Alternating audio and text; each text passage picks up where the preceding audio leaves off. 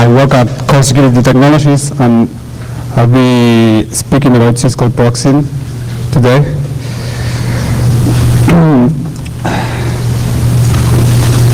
Basically, the presentation is directly at explaining the Syscall Proxying technology.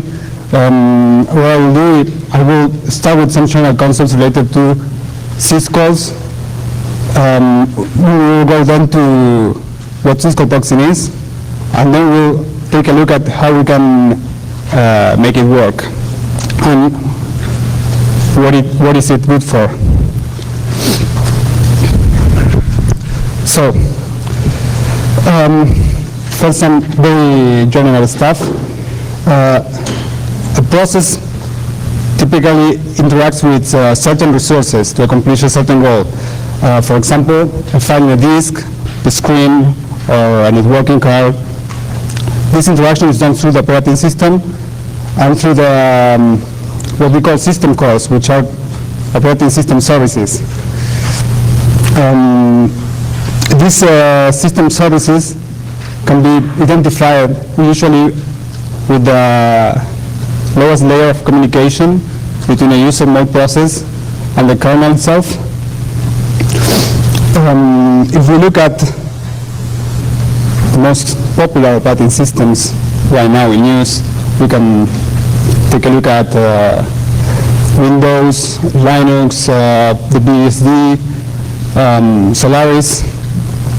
And if we look at them, thinking about how do they implement these system level services, we have two very distinct groups. One is the Unix group and the other is the Windows. If we just look at the Unix group, we see that there exists a machine use mechanism for calling a Syscall, usually identified by number. This mechanism usually is either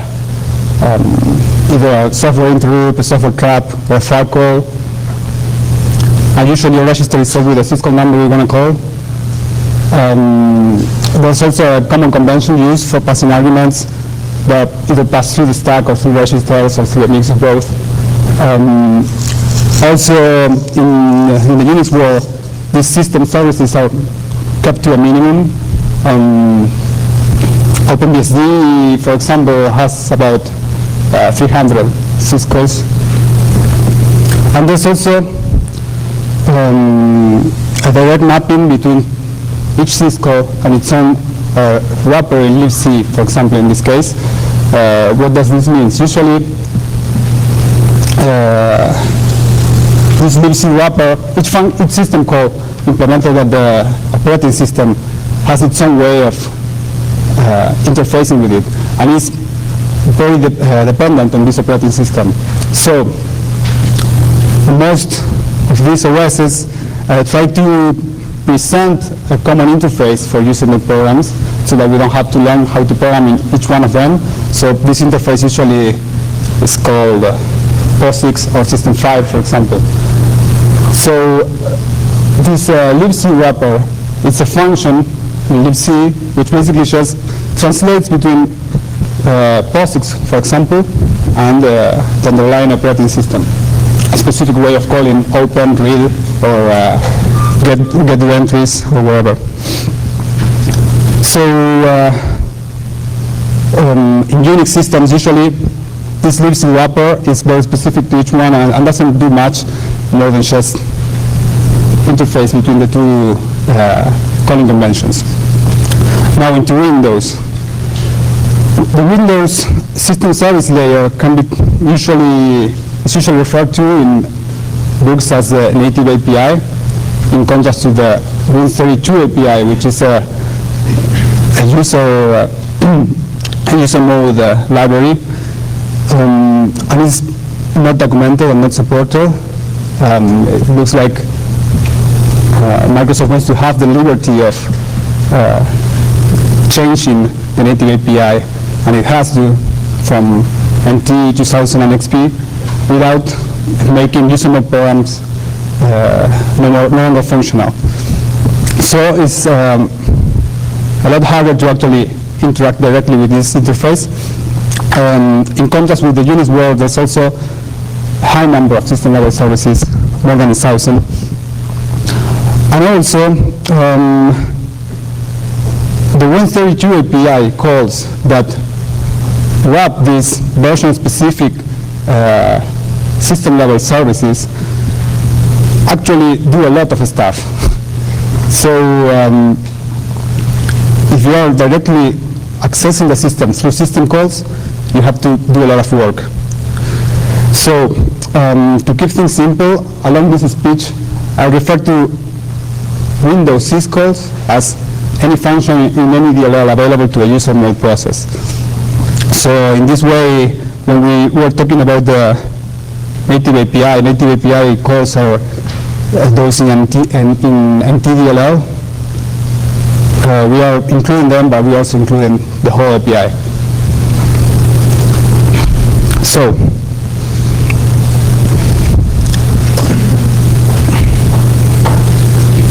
a typical process uses certain resources to accomplish a certain goal. For example, to read a file, to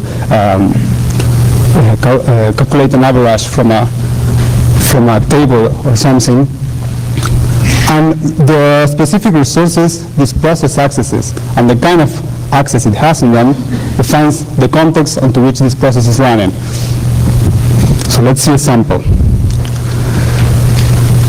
If we have a process that is reading data from a file, we'll have something like this. If we are just focusing on syscalls. So the reader process will call open the open syscall. Now inside the operating system kernel will communicate somehow with the disk and the file system and will return some information back, in this case a file descriptor, and the reader process will call read and will read information from the file, and it will call close and close the file, for example. This call interaction is done through the operating system. The process never interacts directly with the specific resource. So let's just see an example.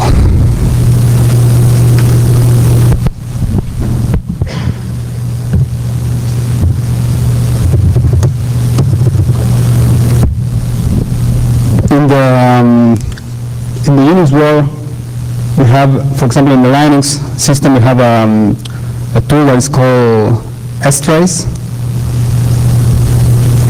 I'm sure most of you are very familiar with it.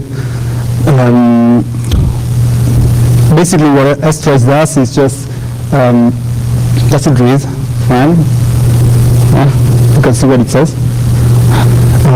Basically, what strace does is just it logs to the screen each and every syscall that a given process calls. So we're going to see just a couple of simple examples. Sorry? Yeah, sure. I'm not sure.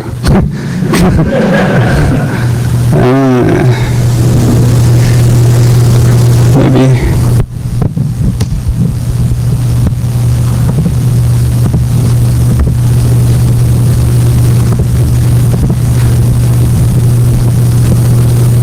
Square? No? No, doesn't look good.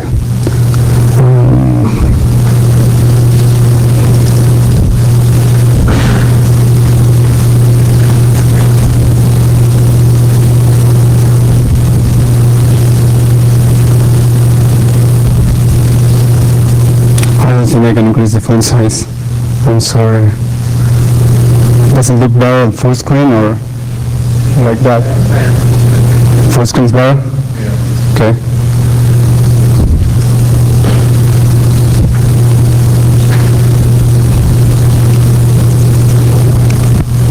Well, let's see, for example, which syscall's the ID command calls.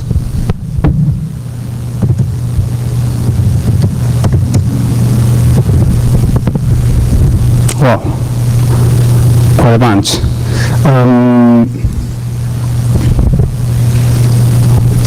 This trace tool is showing us all the syscalls that the ID process is calling.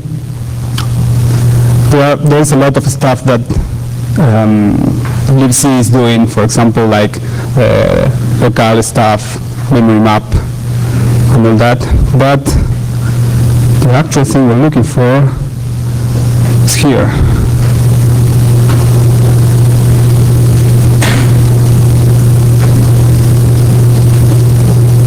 Here, ID is calling the syscalls that define what it actually is good for. It's calling get UID, get UID, get EG, and get G to get information back from the system. Then it's writing to standard out, for example, and just calling exit. In the same way we can see, I don't know,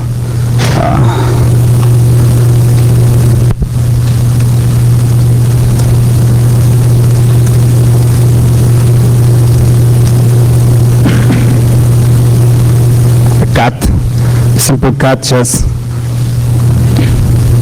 opens the file somewhere and writes the standard out.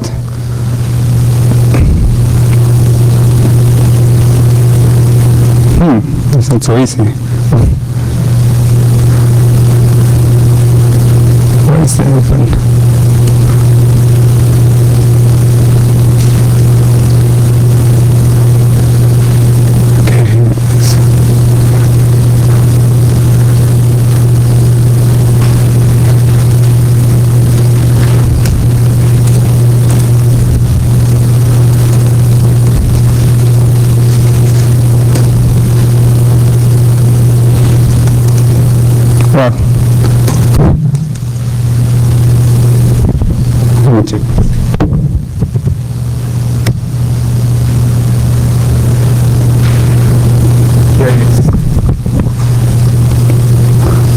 It's opening the file and she's reading from it and closing it and calling exit.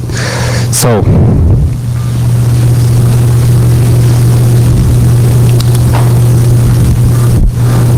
let's talk about Syscall proxying. Syscall proxying will insert two new layers between the user mode process and the kernel itself, the kernel system services. These two new layers are called the Syscall stub or the Syscall client and the Syscall server. The Syscall client will be now the nexus between this process and the system, the operating system level services. The process will no longer be communicating with the system directly. This stub will convert these arguments, the arguments of each Syscall to a common format. We will refer to this as marshalling. And it will build with these arguments on the Syscall we want to call a request for the Syscall server. And it will send this request to the server, we'll get back the response, marshal back its arguments as necessary, and return back to the caller process as if nothing happened. The Syscall server in turn will handle this request from the client, convert arguments for each Syscall from the request format to the native calling convention of the operating system, call the specified Syscall, marshal back the arguments, and build the response and back. So the same reader process, now with the client and the Syscall client and the Syscall server layers in between, will look something like this.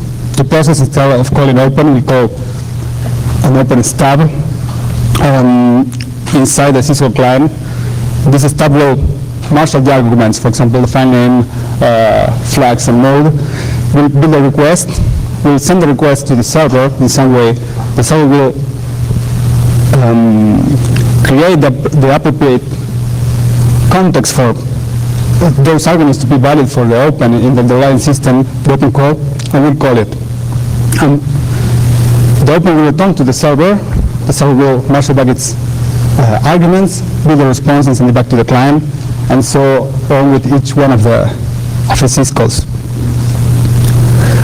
So,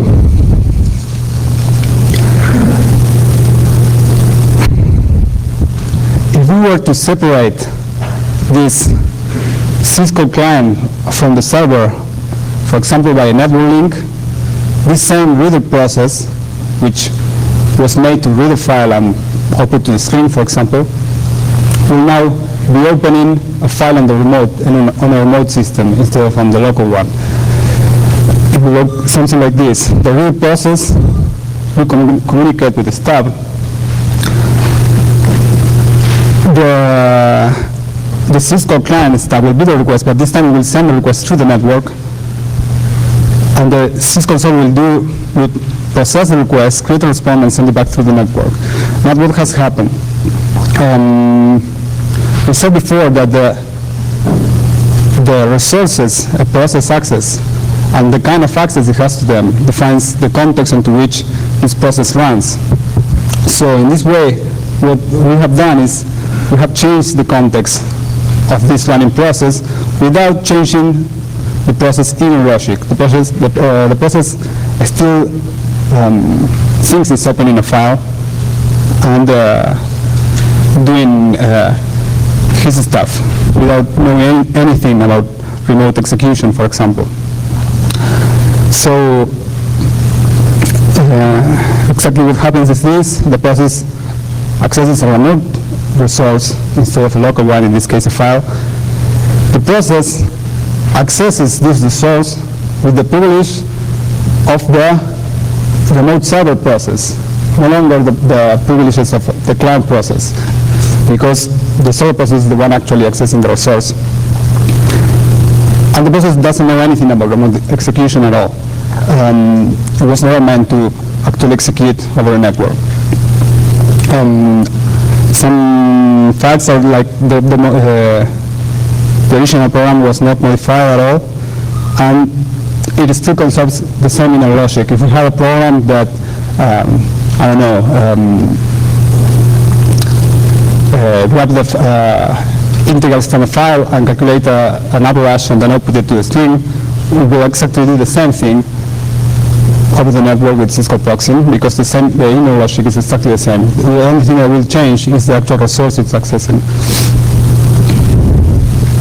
So let's look at how this looks working. If we look at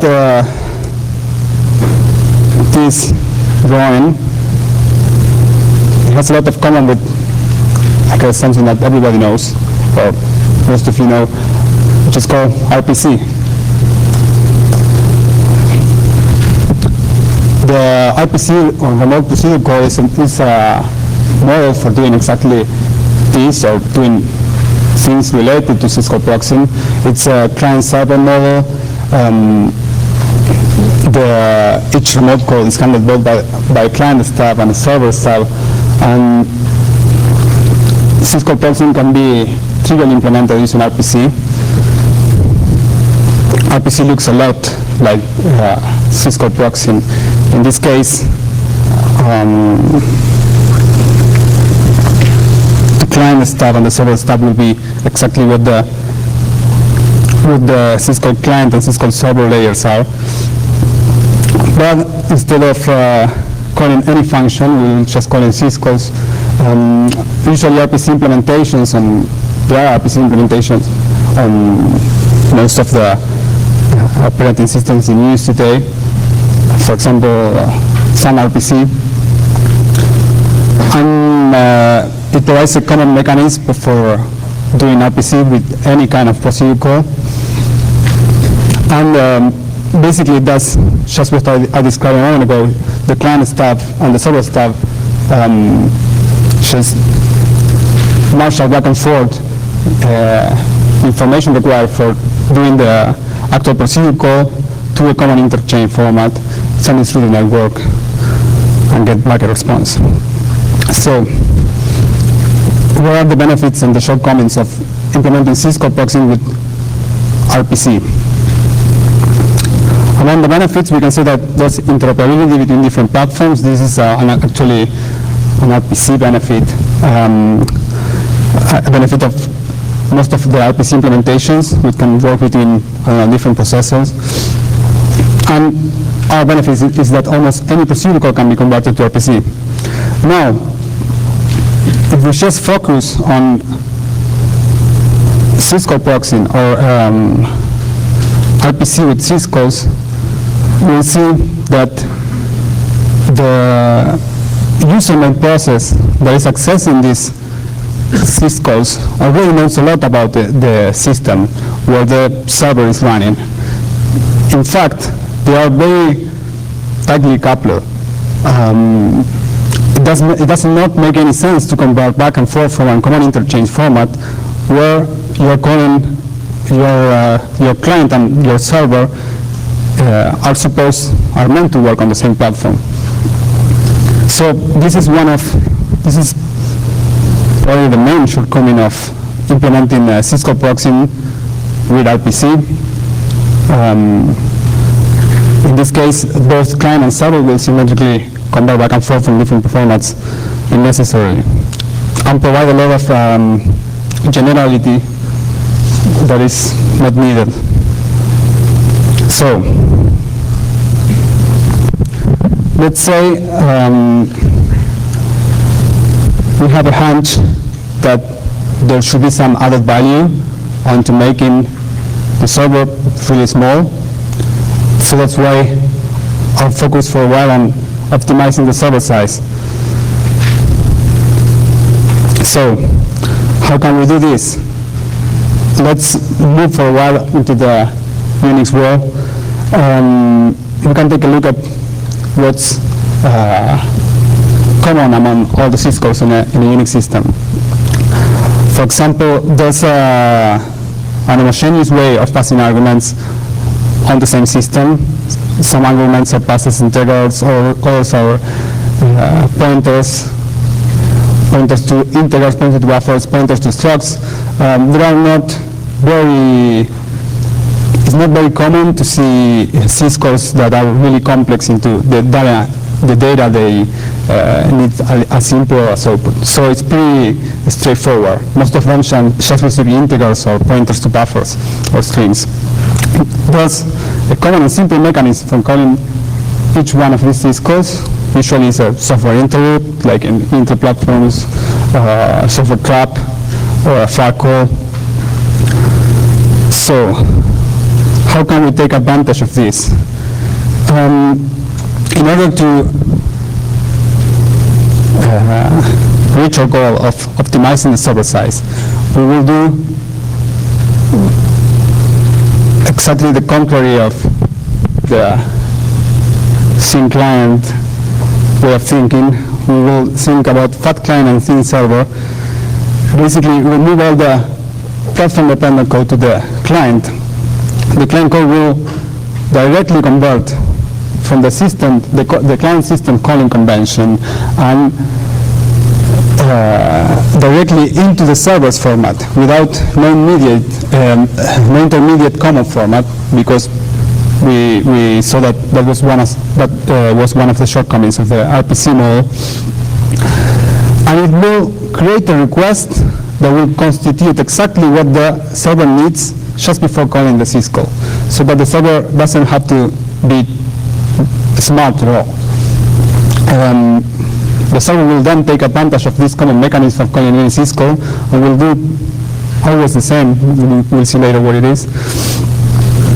And we will make the client completely dependent on the server's platform, which basically it already was.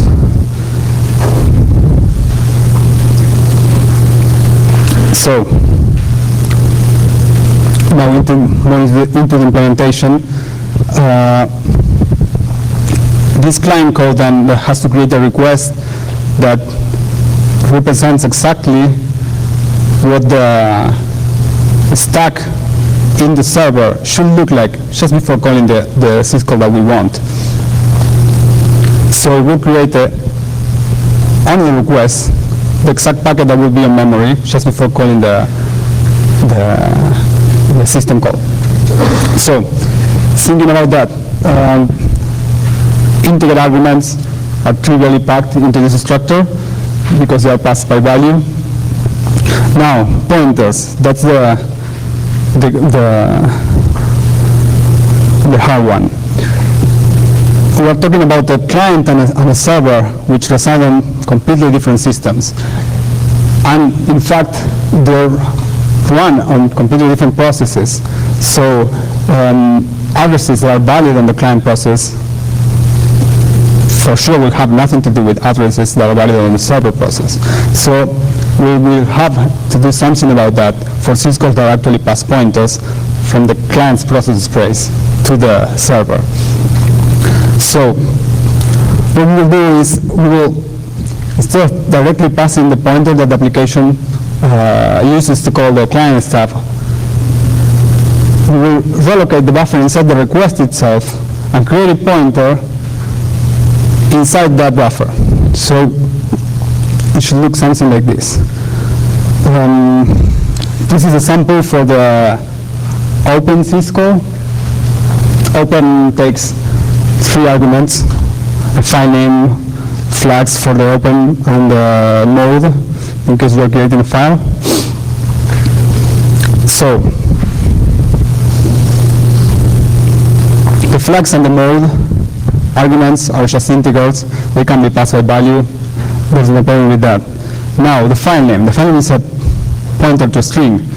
The pointer that the file reader program passed to open doesn't mean nothing in the server memory. So we have to change that. So what we will do is we will copy the buffer that the reader process passed to the open call inside the Syscall style, inside the request itself, and we will create the pointer back from the request inside itself. It will look something like this. The block on the left is exactly what the request looks like. The request from the client to the server to execute the open call. And the server, which is not small at all, will just copy the exact request onto its stack and call the Syscall. So the stack will look exactly the same, as if the server process will have called a libc function for open. There's another detail, that is that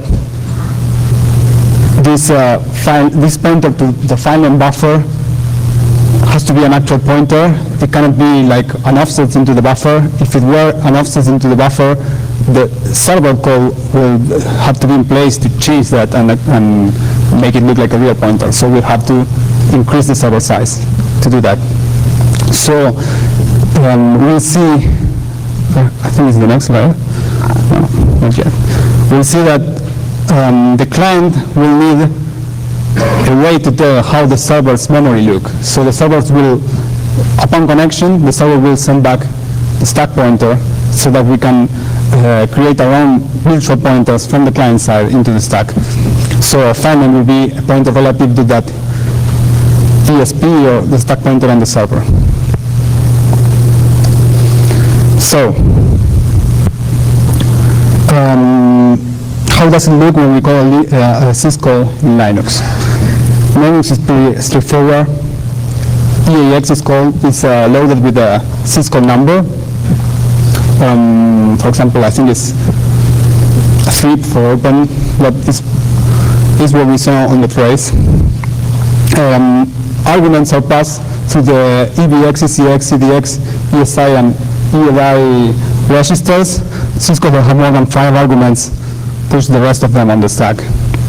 And then software interrupt 8 is called, and the routing values in EAX.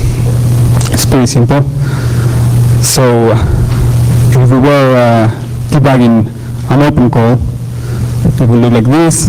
We are just inside the breakpoint in the libc wrapper for open. That was what I was referring before. This libc wrapper has to change between what we just explained about how to call a Syscall and what a typical user program uses to pass arguments to a libc function. In this case, they are passed through a stack. So that's what we see on the first 3 instructions.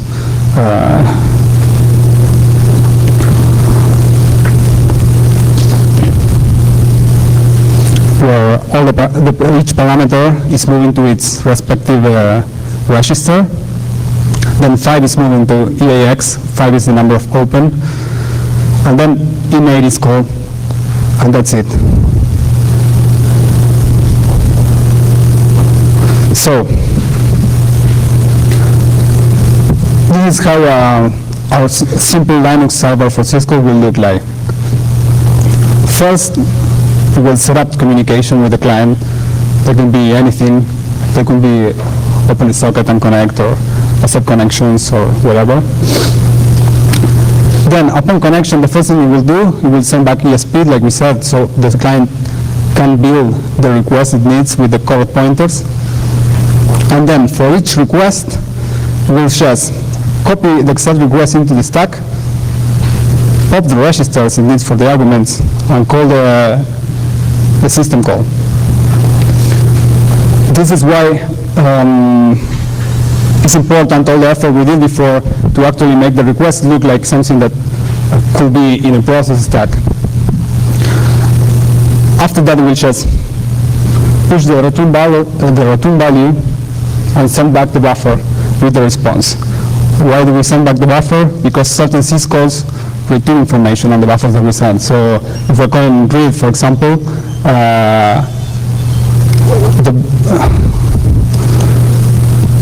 it will look something like this, but instead of passing an input buffer like this, we will pass an output buffer where the read syscall can copy information. So in calling read, this buffer in the request will not make sense other than saving space for the information when it gets back.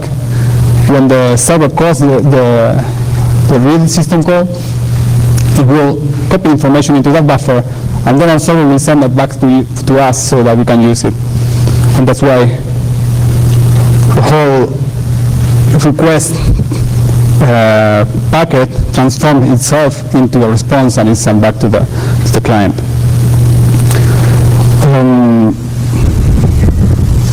Some important parts of the server where we read into the stack, where the server reads the request from the client. It's basically just the call into read, but the most important thing is that the buffer or the pointer for the read is just ESP directly, so that we don't have to do anything complex with that. And invoke, when the server wants to invoke the desired syscall, it just pops the registers and calls in80, because the buffers are already in place. So just to remember that the request was probably stored in ESP, and is exactly how the stack should look before calling a syscall. In our systems, like for example BSD, where syscalls are passed by the stack itself, you don't need this step. You just call in 80 after the read. So we see now that it's very easy to call this to implement the Syscall server. And for example, in Linux, it's just about 100 bytes long, using the scene server fat client thing. Let's take a look at that.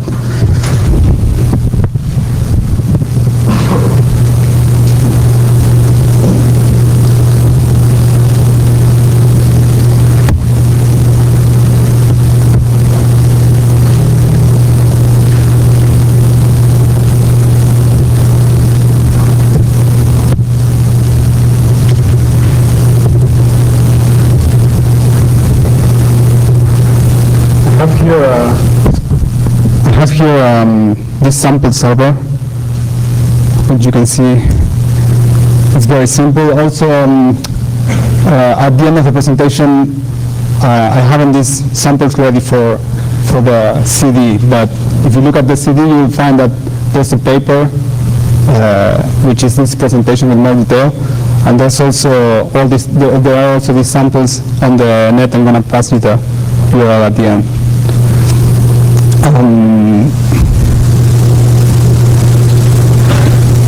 This is basically what we've been talking about. The server just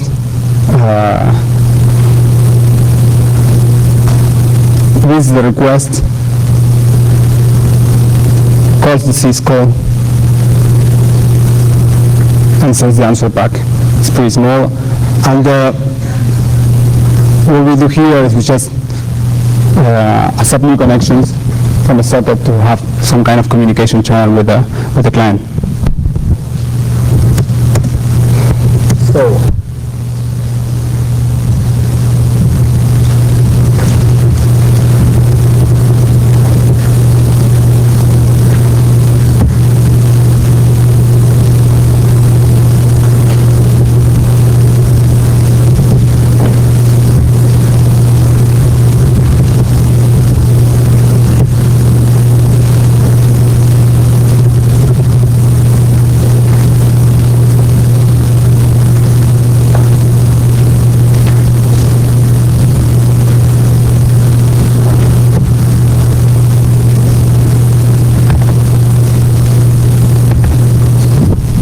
samples, I have a simple client for this server written in Python, which I'm going to use for illustrating how this thing works.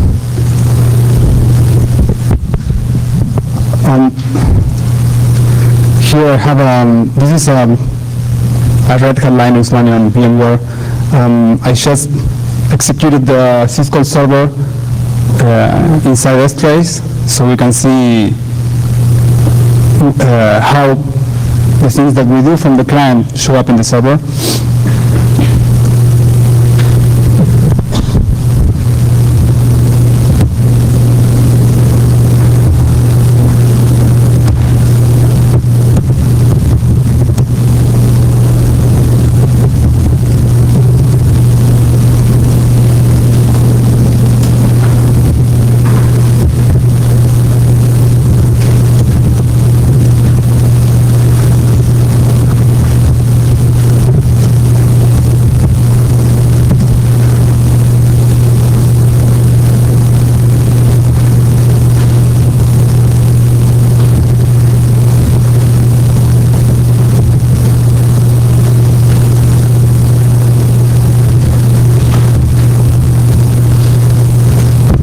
So here it goes.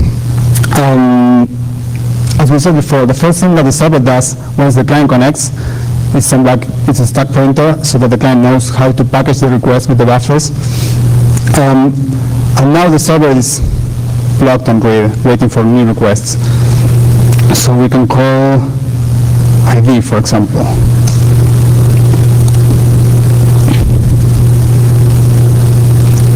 This is how it looks. The two reads here are the actual requests from the client. This is the client was calling get user ID. This is the actual request. Get UID returned on file 1, and the server write back the response, and so on for the other Syscall. So we can call, I don't know, that couldn't work in the directory, it's even easier. It's just one Syscall. This is one Syscall that, for example, returns information back in the buffer.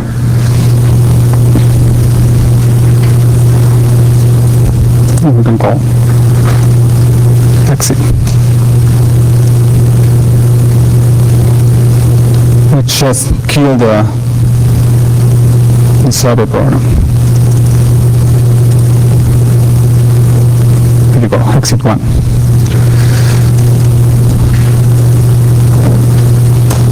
So, what happened to Windows? Before we said that we will simplify and we will call Windows Syscall any function in any DLL. Well, that's the common mechanism for calling those. So our simple Windows server cannot simply call in 80. So we will create, to make it simple, we will create a server that just calls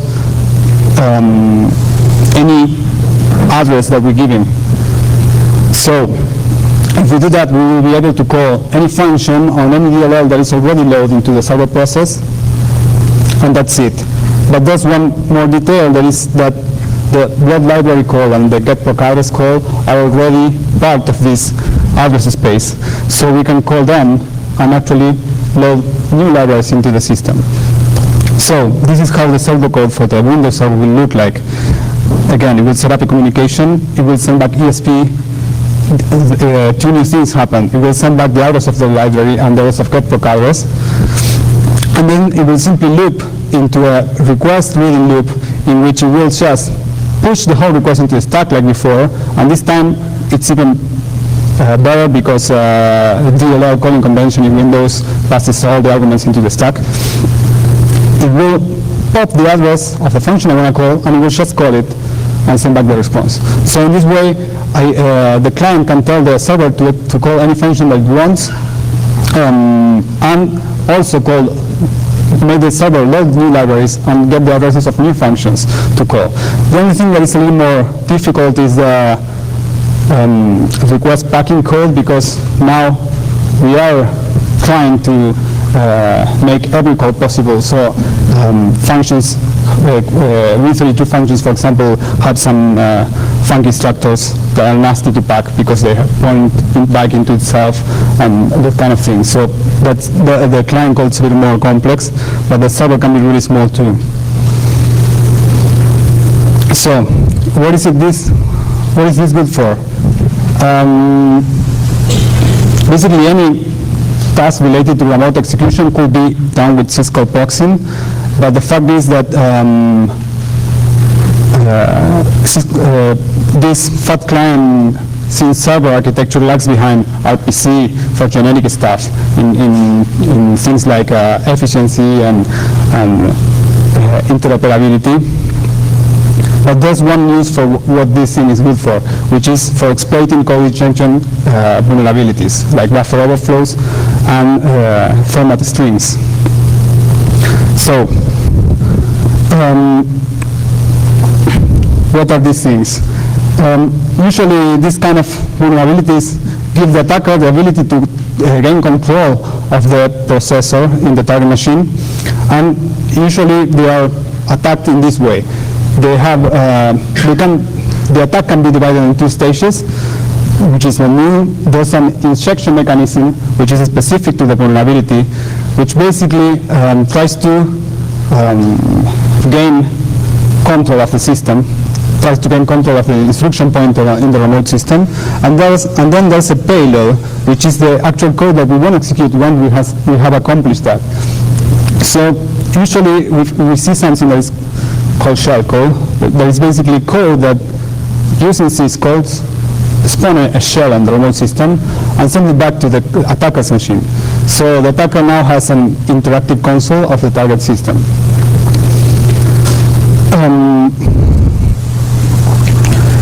Let's see what happens when we do that.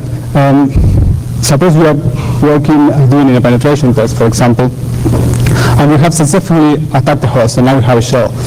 Now we have two options. Either that's it, and we hit our final target, and we are happy, and we open a beer, or we still need to keep on working, right?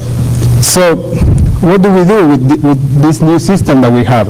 We either keep trying attacking our system from where we were before, or we try to move there and take advantage of being inside the victim's network. If we could do that, we will absorb the privileges of this application that we just exploit. In this way, we could exploit wells of trust between different systems. We could bypass a firewall, for example, because we would be already inside. And we will have effectively changed our profile from one of an external attacker to one of an internal attacker in this case. So this is what we refer to as pivoting. To be able to actually take advantage of this new advantage point inside the system, the auditor is faced with a problem, which is if we want to keep attacking system from there, we need our tools there to work. So I'm sure most of the people that have done penetration testing here has been faced with this problem. I have they have just hacked into an Windows NT box, and now I want to keep going, and I found out that all my exploits are for Linux. So now I have a problem. I either have to do it again, or I cannot use the system at all. Our problem is that I don't know. I have attacked a Linux box, but it is a different version of libc. So I have to upload libc, build libc. Ouch! I don't have a compiler. I have to upload the compiler, build the compiler, build libc, build my tools, go ahead, and that's not something nice. And it also makes the task of doing everything as it was before very complex. So this is where Syscall Proxying comes in. What we are proposing here is, instead of using a generic shellcode for payload for attacks, we will supply this SYN server, which is actually as small as a shellcode. And that's why we wanted initially to make it small. So what are the benefits of doing this? First, if we build all our tools with Syscall Proxying, once we have deployed a Syscall server on a system, now we have all our tools there too. So we can pivot on them without doing nothing, without changing our exploits or information gathering tools, etc. We have complete access to the target system, so we can try to escalate privileges locally, for example, exploiting a local vulnerability to the system, or bypassing certain excuse me.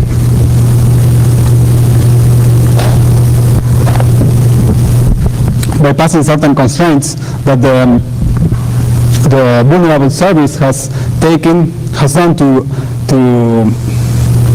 lessen the impact of an attack. For example, lowering privileges after authentication, running inside a change root jail, etc.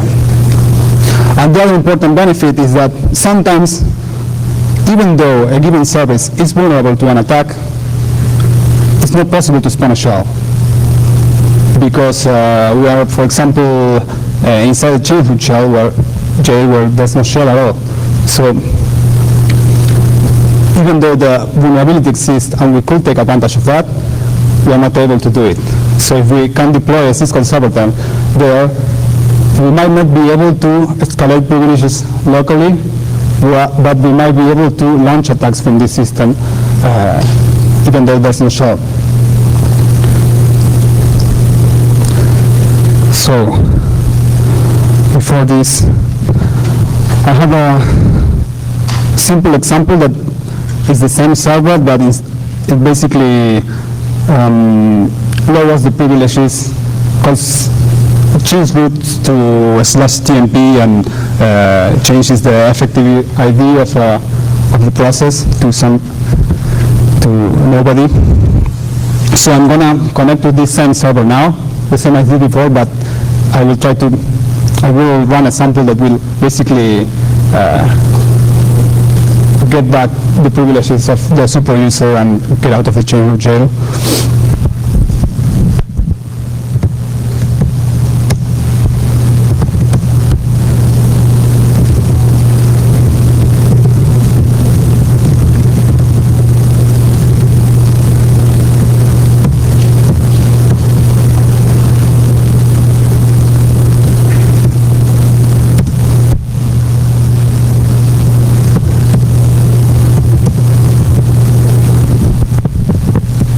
So this is also something good about Syscall proxying. It gives the attacker the ability to, once it's got in, take a look around and see what's going on.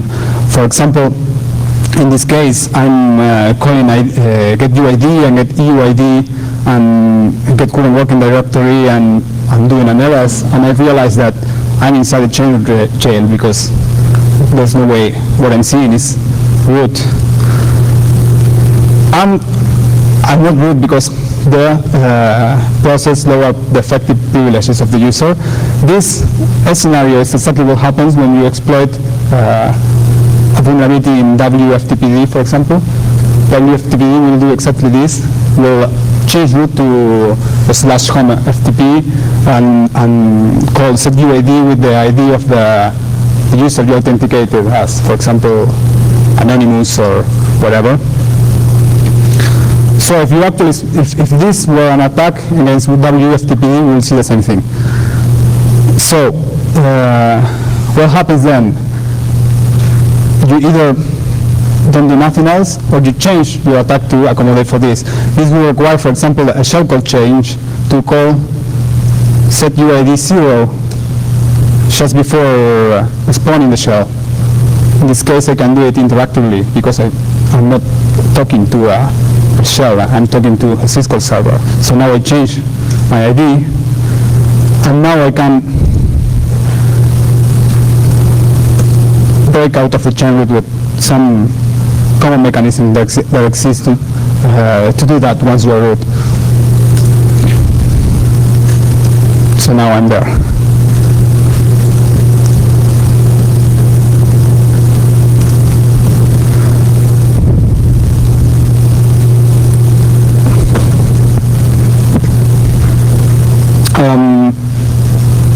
If I didn't have Syscall proxying, I could have done the same thing, but I would have to put everything inside the payload I'm sending. So I would have to change my shellcode, and I would have to not only have multiple versions of shellcode for different operating systems, but also multiple versions of shellcode for different configurations, like if I have to call setUID, if I have to get out of a chain root jail, or if I have to find out a socket, or whatever. So, wrapping up. Syscall proxying can be a very powerful technique when attacking code injection vulnerabilities. It basically instantly turns the compromised system into a vantage point from which we can stage further attacks into the system. And it's also useful when shellcode customization is needed because the process set up some constraints.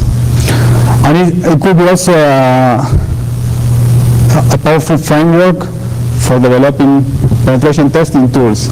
If we hire tools developed with Syscall proxying in mind, we can take advantage of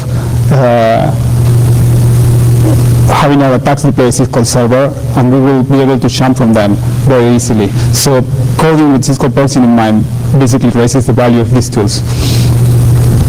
That's it. Do you have any questions? Could you explain a little bit more about the example of command tester timing, i.e. Yes. They're within Python, I assume. Yes. Could you explain a little bit about that? Yes. Basically,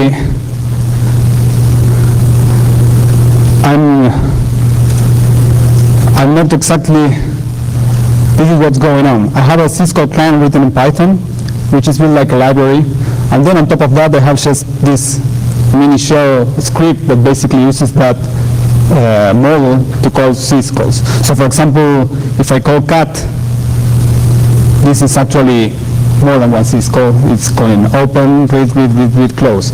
So it's more complex than that. We can take a look at it. This is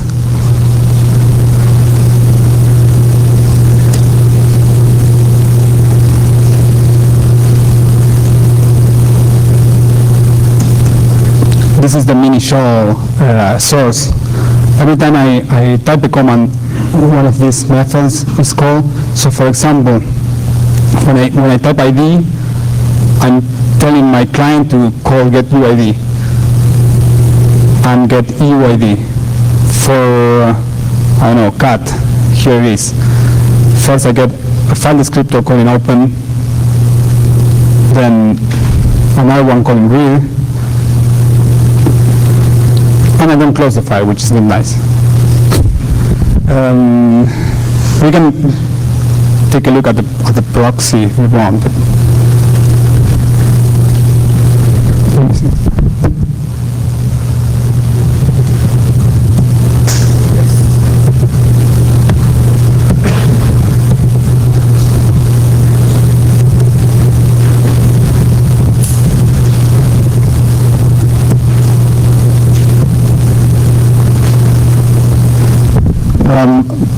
I think this will be useful. I will manually call the functions instead of using the mini shell, which is handy for the demonstration, but it's kind of it's a layer on top of it.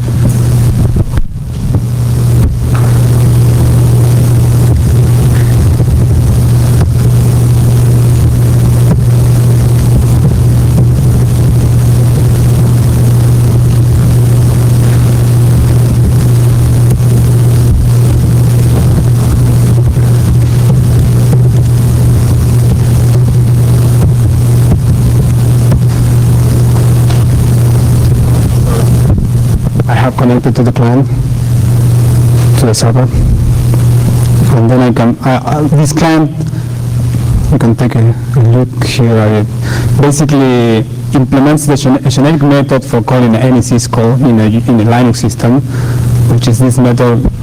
It self-explains a lot. Builds a request with a Syscall number, which is the first register we pop, and then packs the arguments inside the request, sends the request, gets back the response, and unpacks the return call, and that's it. So for example, here I have the get current working directory Syscall. It basically just creates the arguments for the Syscall, which are like a buffer and a length. Calls the generic Syscall method, unpacks the return buffer, and sends back the response. I can call that.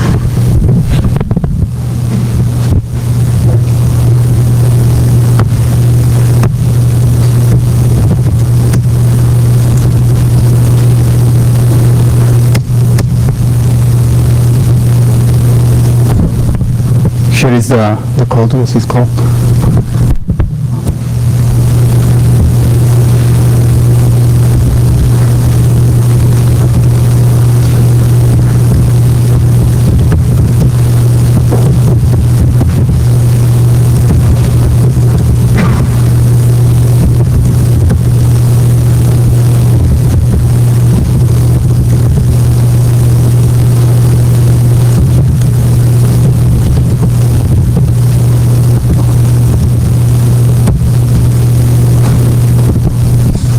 So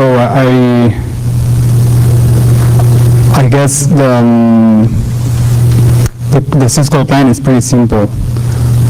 There's only there's one method that does everything from which you can call any Syscall, and then there's some common Syscall that I use on this demonstration that I've already implemented, but then it's very easy to just do it manually.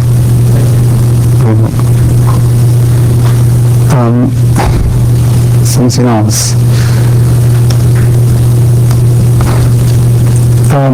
You can find this the presentation, the paper, and the server for Linux and the Python client libraries in this URL. I think they should be there right now, but it might take, maybe they are there tomorrow. So just if you don't find it, just check again.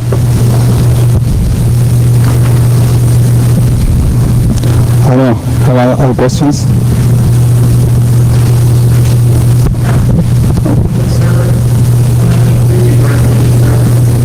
What? No, there's not a sample for that. No, just save the code. Yes? What, sorry? Where again? I'm sorry. Here. Is there a way to distinguish between which calls should be made locally and which calls should be made over the server? For example, you go to a local libc and the remote libc password in the same program. You mean if there's a way to distinguish from a given program which ones should be executed locally, or if, well, that's not easy. Yeah, it depends a lot of what are you looking at. There are some stuff that can be done with Syscall proxying. I mean, initially, Syscall proxying presents itself as a way of putting a process, making the process execute remotely without the process knowing anything about it. So thinking about that, we are talking about running everything on the remote server. But sometimes there are other stuff that you can do. For example, you could use a Syscall server to do a file transfer, because you could open a local file and open a remote file, and then read and write from one and from the other one, which is something that looks kind of, it's not the same thing we're seeing here, because you have to call like a non-Syscall proxy open, read and close, and a Syscall proxy open, read and close. So with the first you will open the local file and read from it, and with the second you will open the remote file in the remote system and write to it. So if you just want to make one process execute remotely, I think you will have to select which ones you want to actually proxy. You don't want to proxy memory management Syscalls, for example.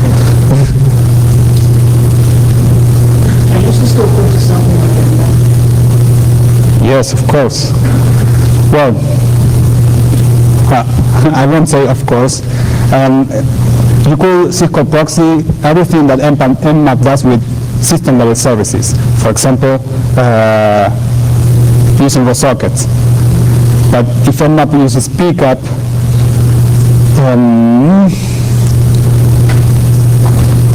you will have to communicate directly with BPF on the remote system. Or you can change pickup to use Syscall proxy, the elite pickup, so you can rebuild Nmap with that. There are some other interesting stuff like DLL injection and dynamic library. I don't remember the name of the paper. Some guys that are doing some stuff with changing what dynamic library is a process opens and putting themselves in between. So that's another approach to Syscall proxy a process without changing nothing. The approach I'm showing here is I'm not calling the actual libc functions, I'm calling other library. So you will have to rebuild the tool, for example, Nmap. I think it should be possible to inject in the DLLs and make Nmap go to a Syscall proxying scheme, but I think it will be delicate for some things.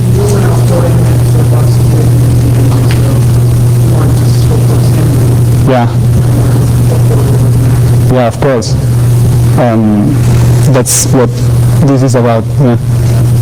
I think it can be done, but I'm sure it can be trivially done for the stuff that uses raw sockets. It might be not so trivial for the BPF stuff, for the packet capture.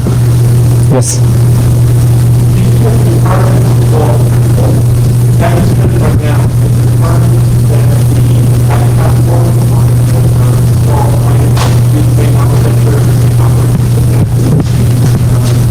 It's a server. The sample that is going to be there, yes, it takes advantage of that to make the server simple, right? So yes, the client is completely dependent on the server's platform. There's something more that can be done. You can build another layer of abstraction on top of the Syscall client, something like libc, which basically will translate back and forth from these two different schemes. So it should be a way of making any POSIX compliant code be able to be Syscall proxied on any server, for example. But you have to take an extra step and build that abstraction layer on top of the Syscall client. These are like the Syscall client and server that I presented here are like the lowest layer of it. So yes, it's very dependent. I think, and we are out of time.